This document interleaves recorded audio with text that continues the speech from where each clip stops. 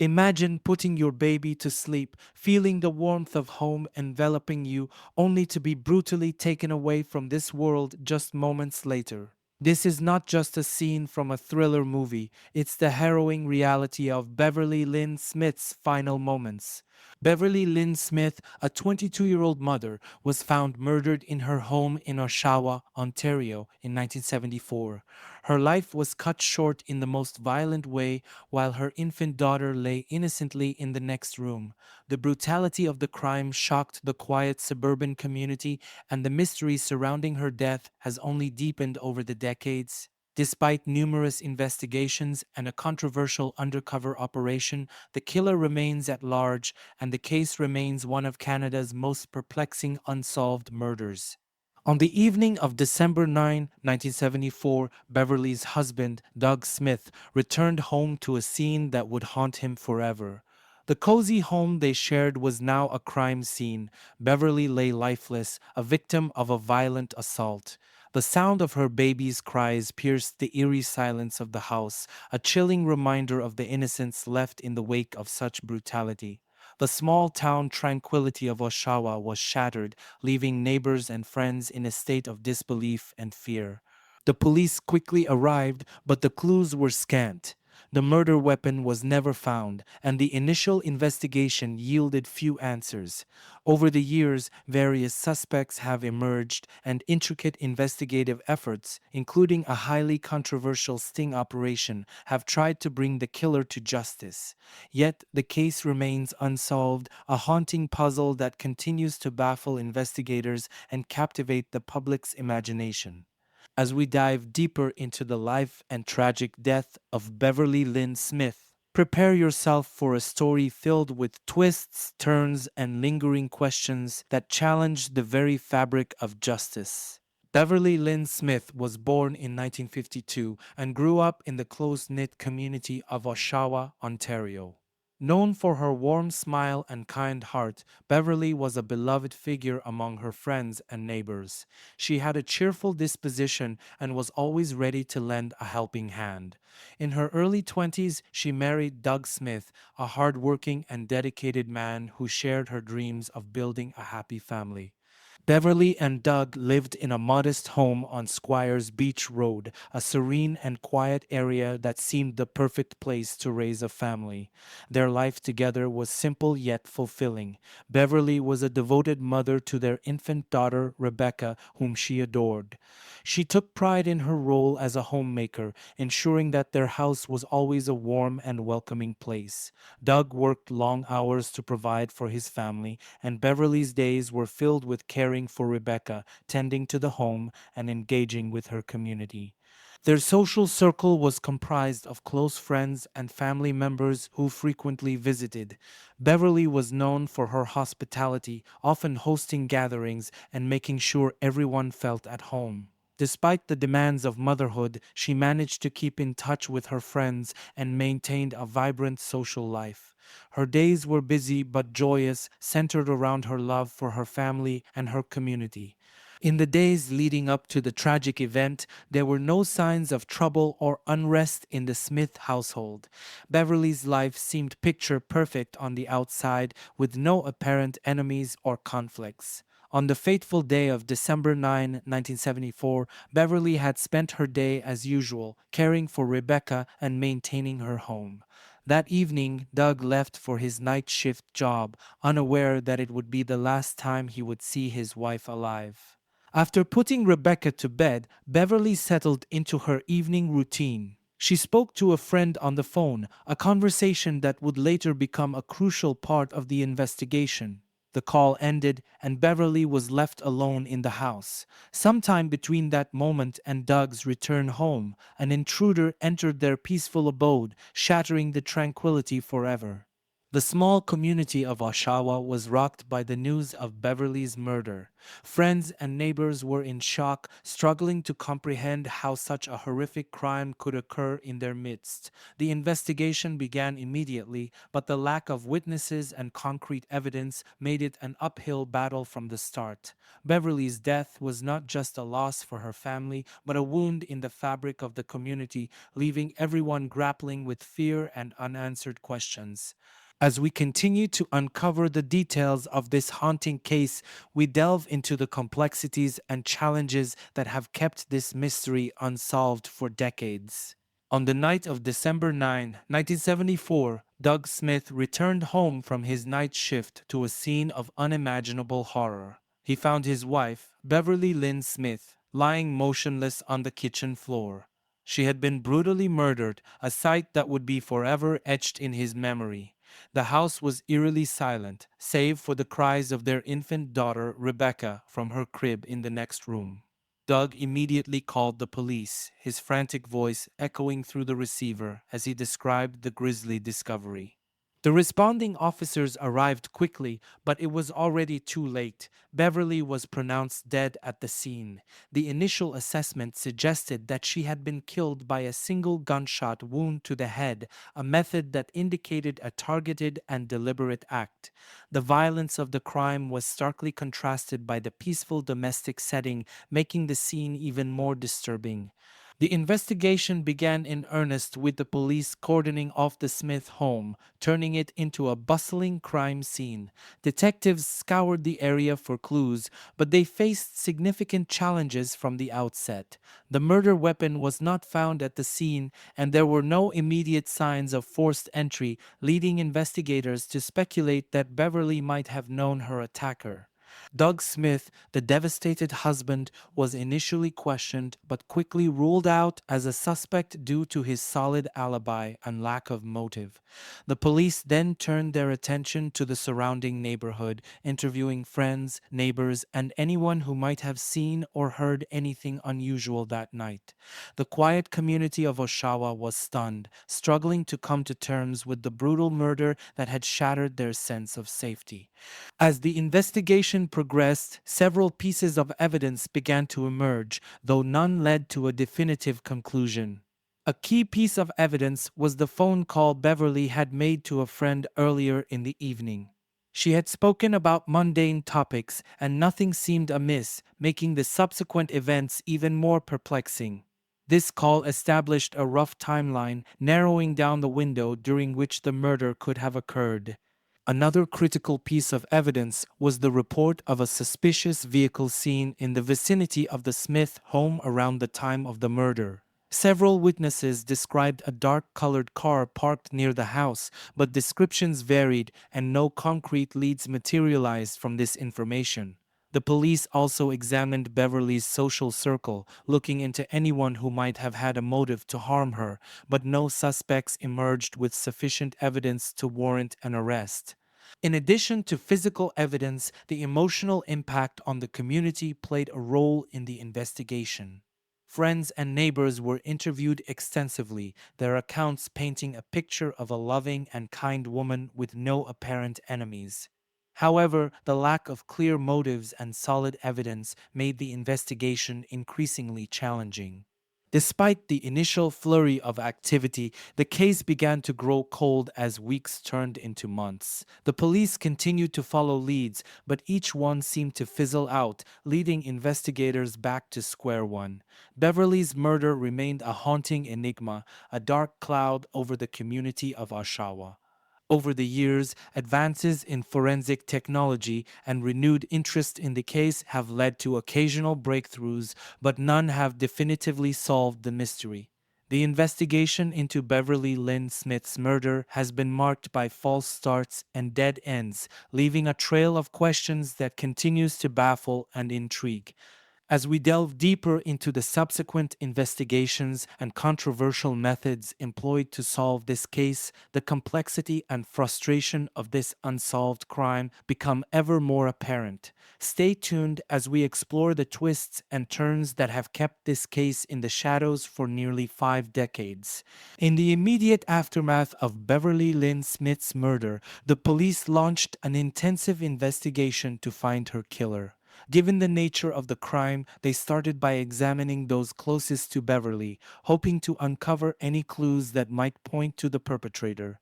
Doug Smith, her husband, was the first to be thoroughly questioned. His shock and grief were evident, and he had a solid alibi, having been at work during the time of the murder. This quickly led investigators to rule him out as a suspect. The police then turned their attention to the neighborhood, canvassing for witnesses and gathering information from anyone who might have seen something unusual on the night of the murder. One of the early leads came from reports of a dark colored vehicle seen near the Smith home. This clue prompted investigators to look into local residents and visitors who might have had access to such a vehicle. Despite these efforts, the search for the car and its driver yielded no significant breakthroughs. Another early suspect was a local man known to have had a troubled past. His name surfaced due to his proximity to the Smith home and his inconsistent alibi. However, after thorough questioning and lack of incriminating evidence, he too was eventually cleared of suspicion. The process of identifying and eliminating suspects was slow and methodical, but each dead end only added to the growing frustration among the investigators. The investigation faced numerous challenges from the outset. One of the most significant hurdles was the lack of physical evidence. The murder weapon was never found, and there were no clear signs of forced entry or struggle, suggesting that Beverly might have known her attacker or had willingly opened the door to them. This left the investigators with little to work with beyond circumstantial evidence and witness statements. Another major challenge was the limited forensic technology of the time. In 1974, the capabilities for DNA analysis and other advanced forensic techniques were not available, severely restricting the ability to gather conclusive evidence. Fingerprints and basic ballistic tests were the extent of the forensic tools at their disposal, and these yielded no definitive leads. Moreover, the small town setting of Oshawa meant that the police force had limited resources and experience in handling such a complex and high profile murder case. This lack of specialized expertise hindered the investigation as the officers struggled to piece together the scant evidence available to them. The passage of time also worked against the investigation as memories faded and potential witnesses moved away or became less willing to cooperate. The murder of Beverly Lynn Smith sent shockwaves through the quiet community of Oshawa. Residents were horrified by the brutality of the crime and the fact that it occurred in a seemingly safe and peaceful neighborhood. The local media quickly picked up the story, and it became a major news item, with headlines focusing on the senselessness of the murder and the grief of the young mother's family. The media coverage added pressure to the police to solve the case swiftly, but it also brought public scrutiny and speculation. Various theories and rumors began to circulate, with some suggesting possible connections to organized crime or a serial killer. These unverified stories only served to muddy the waters, creating distractions for the investigators. As the weeks turned into months with no arrests or significant progress, frustration grew within the community. Public confidence in the police's ability to solve the case began to wane, and the media's focus shifted to the perceived inadequacies of the investigation. This led to increased calls for outside assistance, with some advocating for the involvement of provincial or federal law enforcement agencies. Despite the best efforts of the police, the initial investigation failed to uncover the killer, and Beverly's murder case grew cold. The lack of resolution left a lingering sense of unease and injustice in Oshawa, a wound that would remain open for decades as the mystery continued to haunt the community. As we move forward, we will examine the controversial methods and renewed efforts to bring closure to this tragic case. Decades after the initial investigation into Beverly Lynn Smith's murder had gone cold, law enforcement turned to a controversial and elaborate strategy known as a Mr. Big operation to elicit a confession from a suspect. This technique, developed in Canada, involves undercover officers posing as members of a fictitious criminal organization to gain the trust of the suspect and extract a confession through manipulation and staged criminal activities. In Beverly's case, the police targeted a man named Alan Smith, no relation to Beverly or her family, who had been a person of interest early in the investigation but was never formally charged due to insufficient evidence. The operation began by gradually integrating Alan into the fabricated criminal gang, making him believe he was becoming a part of a powerful and lucrative operation. Over several months, Allen was involved in various stage scenarios designed to build his trust and dependence on the criminal network. The climax of the sting came when the undercover officers convinced Allen that his membership in the gang hinged on his honesty and full disclosure of his past criminal activities. In a dramatic and high pressure setting, Allen was coerced into discussing Beverly's murder, leading to a recorded confession where he claimed responsibility for the crime. Alan Smith, a local man with a troubled background, had always been on the periphery of the investigation. He knew Beverly casually, and there were unverified rumors that he might have been involved in her murder. The Mr. Big operation was designed to exploit Alan's vulnerabilities and draw out a confession through psychological manipulation. After the recorded confession, Alan was arrested and charged with Beverly's murder. The confession was a significant breakthrough for the police, who believed they had finally solved the decades old case. However, the method used to obtain the confession was immediately called into question. Defense attorneys argued that Allen's confession was coerced and that the Mr. Big tactic was inherently unreliable, preying on the suspect's weaknesses and fabricating a sense of desperation and trust. During the trial, these concerns were brought to the forefront. The defense contended that Allen had been manipulated into confessing to a crime he did not commit, citing the extensive and deceptive nature of the undercover operation. They argued that the psychological pressure and promises of protection within the criminal organization had led Allen to falsely confess, hoping to secure his place in the gang and avoid perceived threats. The public reaction to the Mr. Big operation and Alan Smith's subsequent arrest was mixed. On one hand, there was relief that Beverly Lynn Smith's murder might finally be resolved, offering some semblance of closure to her family and the community. On the other hand, many were uneasy about the methods used to secure the confession, raising ethical and legal questions about the validity of such tactics. Media coverage of the trial was extensive, with commentators debating the morality and legality of the Mr. Big operation. Critics argued that the tactic undermined the integrity of the justice system, potentially leading to false confessions and wrongful convictions. Supporters, however, maintained that it was a necessary tool in solving otherwise impenetrable cold cases. Legally, the case set a significant precedent in Canadian jurisprudence. The court had to weigh the reliability of confessions obtained through undercover operations against the rights of the accused. Ultimately, the judge ruled that Allen's confession was inadmissible, citing the coercive nature of the operation and the potential for a false confession. This decision underscored the inherent risks associated with such controversial techniques and highlighted the need for stringent safeguards in their application. The dismissal of the confession left the case unresolved, and Beverly Lynn Smith's murder remains an open investigation. The community's hope for closure was dashed once again, and the debate over the use of Mr. Big operations continues to resonate within legal and law enforcement circles. As we look at the ongoing efforts to solve this case, we must consider the balance between innovative investigative techniques and the fundamental rights of individuals within the justice system. Despite decades of investigation, Beverly Lynn Smith's murder remains one of Canada's most baffling cold cases. Over the years, numerous theories have emerged about the identity and motives of the killer. Some speculate that Beverly was the victim of a random act of violence, perhaps by a transient or an opportunistic criminal who saw an unlocked door as an invitation.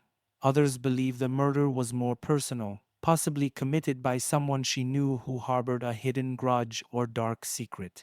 One prevailing theory involves Beverly's social circle. Some investigators have revisited the possibility that a close friend or acquaintance might have been involved. The lack of forced entry suggested Beverly might have willingly let her killer into her home, indicating a level of trust. This line of inquiry has led to numerous interviews and re examinations of alibis, but no conclusive evidence has surfaced. Another theory points to the potential involvement of local criminals. Given the era and the quiet suburban setting, it's plausible that the crime was linked to illicit activities that had gone unnoticed by the community. However, these theories remain speculative due to the scant evidence available. The Durham Regional Police have never given up on finding Beverly's killer. Over the years, they have periodically re examined the case, hoping that advancements in forensic technology might provide new leads. DNA testing, which was not available in 1974, has been applied to old evidence, though it has yet to yield a breakthrough. The involvement of the Ontario Provincial Police and other agencies has also been sought to bring fresh eyes to the case. Cold case units have revisited the evidence, re interviewed witnesses, and explored new angles in an attempt to uncover something previously missed. Public interest has also played a role in keeping the case alive. True crime shows, documentaries, and podcasts have featured Beverly's story, prompting tips and theories from amateur sleuths and the general public. Every new piece of information is carefully considered by investigators, maintaining a glimmer of hope that one day the right tip will lead to a resolution. The unresolved murder of Beverly Lynn Smith has left an indelible mark on the Oshawa community. For her family, the pain of losing a loved one in such a brutal and mysterious manner is compounded by the lack of closure. Beverly's daughter, who was just an infant at the time, grew up without her mother, living under the shadow of an unsolved crime. The community, once a quiet and trusting place, has been haunted by the knowledge that a killer might still be among them. Neighbors who remember the case speak of the lingering fear and sadness that has pervaded the area for decades. The case remains a poignant reminder of the fragility of life and the enduring quest for justice. The unsolved murder of Beverly Lynn Smith in 1974 remains one of Canada's most enigmatic cold cases. Beverly, a young mother, was brutally killed in her own home while her infant daughter slept nearby. Despite an extensive investigation, numerous theories, and even a controversial undercover operation, the killer has never been found. Theories about the killer range from a random act of violence to a calculated murder by someone Beverly knew. Continued efforts by law enforcement and public interest keep the case alive, but the lack of concrete evidence has prevented a resolution. Beverly's murder has left deep emotional scars on her family and the community of Oshawa. Her family continues to live with the pain of their loss and the frustration of not knowing who took Beverly away from them. The community's sense of safety was shattered, replaced by a lingering fear and a desperate hope for justice. Beverly's daughter, who has grown up without her mother, carries the weight of this unresolved tragedy, seeking answers and closure. The story of Beverly Lynn Smith is a stark reminder of the importance of justice and the impact of unresolved crimes. If you have any information about this case, no matter how small, please contact the Durham Regional Police. Every tip could be the key to finally solving this case.